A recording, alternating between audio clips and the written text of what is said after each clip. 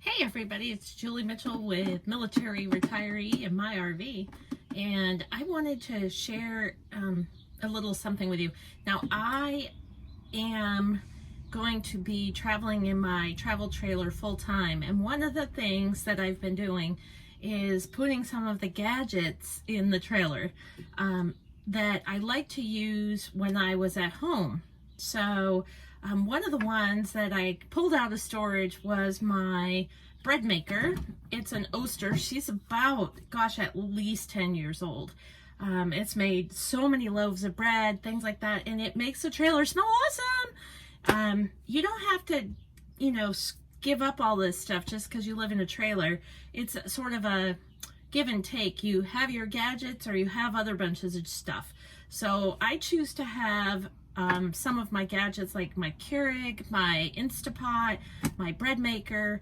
I love making all sorts of bread, and today I am going to share with you one of my favorites. Now, this is a cinnamon raisin chocolate chip bread in a Breadmaker.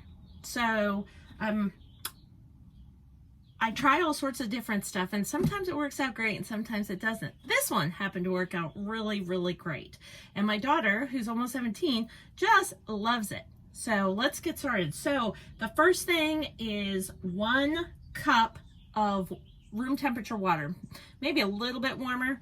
If it's really cold, because I use bottled water, so if I pull it out of the fridge, I can throw it in the microwave for a few seconds and, for about a minute, minute and a half, and it's nice and warm.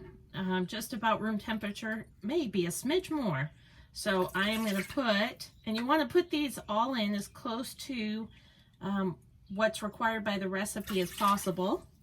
And so there's 1 cup of water, and then 2 tablespoons of butter softened. Now I have a lot of Tupperware stuff. I love Tupperware. It is a little more expensive, but you can find it sometimes on sale, things like that. But I love all the little things they have, and especially in an RV, it keeps everything like my flour, butter, sugar, all of that kind of stuff. I can put it in these containers and keeps bugs and stuff away from them. So this is, we're supposed to put in 2 tablespoons of softened butter. What I like to do with this recipe is I actually take the 2 tablespoons of softened butter and I actually cut them up a little, break them up so that they're easier to mix in. It's not one big glob somewhere. Found that works a lot better. There you go. And 3 cups of bread flour. And again, I pull this right out of my wonderful Tupperware container. Yay! And I am not a Tupperware rep, although I do have one. If you guys would like some, I'm sure you can probably find one in your area, but I have a great one. Her name is Shiloh, and she is amazing. So if you guys need anything, let me know. I'll let her know. So there's 1. So you're going to put in 3 of these. Okay, 2. And 3. Okay, 3 cups of bread flour. And when you're working with a bread machine, you're going to want to make sure you do that because they put them in that order for a reason so that it works best in the bread machine. So then we're going to put in 3 tablespoons of sugar. So I'm going to pull out my tablespoons here and put in 3 tablespoons of sugar. This helps sweeten up the bread, also helps the yeast get going and gives it a little extra something to feed on. So there's that. And then 1.5 teaspoons of salt. And I actually do eyeball this one because I actually use ground salt. But just for this recipe, just because I am doing it for you guys, we are going to actually measure it out. So here we go. We're just going to take this and grind it up. I love Himalayan sea salt. I love the pink stuff best. And I love using it in these recipes. Do this beforehand. But I love cranking these out and getting nice, freshly cut up salt. So this stuff is actually pretty good for you, so it's not as bad as white salt or table salt. So there we go. Let's see how we're doing there. So we want 1.5 teaspoons. There's a teaspoon. Let's see what we got. So we got about 1. So there's 1. And you want about another half. There we go. It's kind of fun. I love cooking in my trailer. You don't have to give up cooking just because you live in a travel trailer. I'm bound and determined not to let that happen. I didn't cook a lot when I was in the military because I was gone so much of the time. There we go, 1.5. But when I retired, I started cooking a heck of a lot more. I actually find that it's relaxing, gets my brain going on something else, and in the end, my daughter just loves it because we don't go to the store as often and, you know, buy prepared foods. And one of the things we did find when we make the bread in the bread maker, you have to put it in the refrigerator or freeze it. Because if you don't use it really fast, because there's not as many preservatives and stuff in it, it doesn't last as long. But this recipe honestly doesn't last that long anyway. My daughter usually eats it very quickly. 1.5 teaspoons of ground cinnamon. So we're going to grab our ground cinnamon. Where are you, my friend? There you are. So I'm going to put that in here. All right, what is my teaspoon again? Okay, 1 teaspoon, choop, and 1/2. There we go.